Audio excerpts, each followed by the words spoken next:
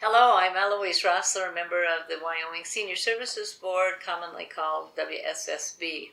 I'm going to talk about a bit of the history of WSSB.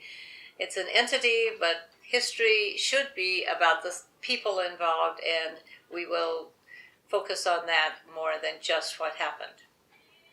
In the 20th century, as it aged, so did the people who were over the senior age level, and they became more and more populous. And they began to need, because of other reasons, need food for the body, some of them, and of course social food, activities, social interaction, because they had less of that than they should.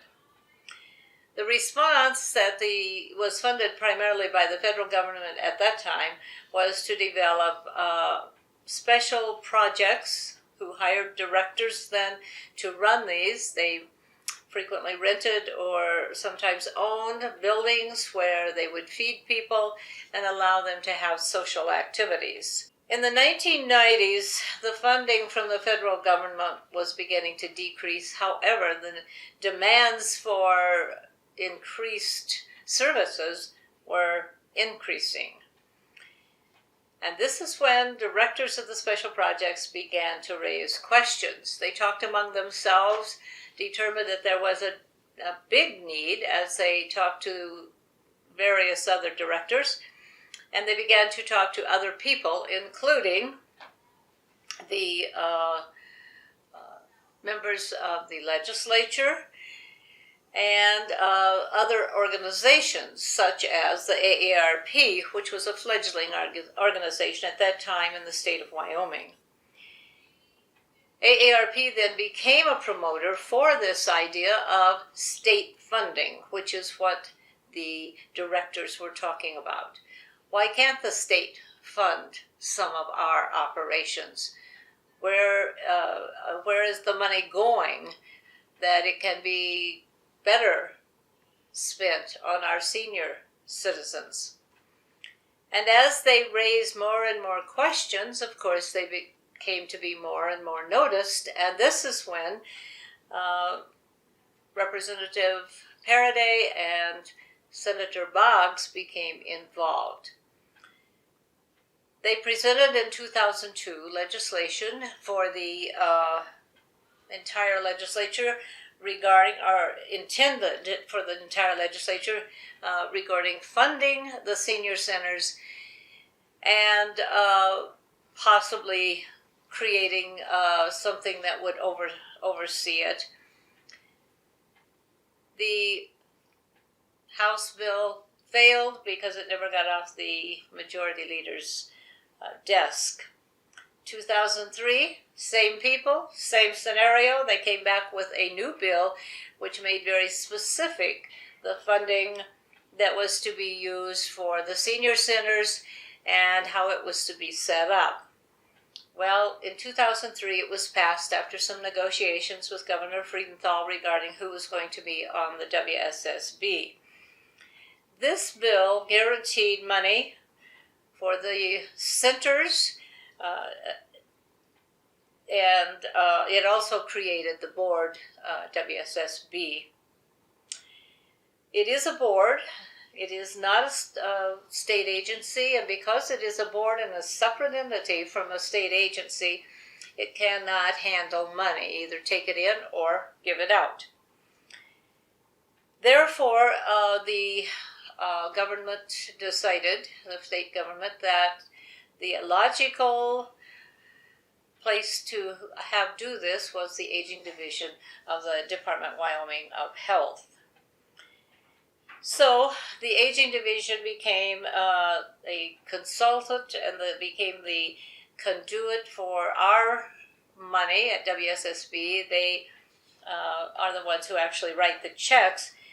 But the senior centers have to report to WSSB. The WSSB is charged with going over the reports, making sure the money is being spent appropriately, and with the consultation of aging when there are questions. And then the aging division is allowed, when okayed, to write the checks. Now, the money has been up and down. The funds that the state provides has changed at times because there was less money in the coffers, and sometimes we have gotten a little more money because there was more money. This has been not any different than any other body that the state supports. However, they have been pretty generous with us, and we appreciate that. So this means that we have three entities. WSSB, who were in the very beginning creating this problem, raising the questions, and speaking loudly about what wasn't being done, represents the directors and the senior centers. WSSB is basically charged with the oversight financially and otherwise of the centers. And aging is the consulting and disbursement agency for the money. It's a collaboration, and the collaboration in the last 18 years has made things happen. Things have happened in small centers and in large centers. With 39 centers and 28 satellites and their staff, there are a considerable number of people. We have a 7-member WSSB.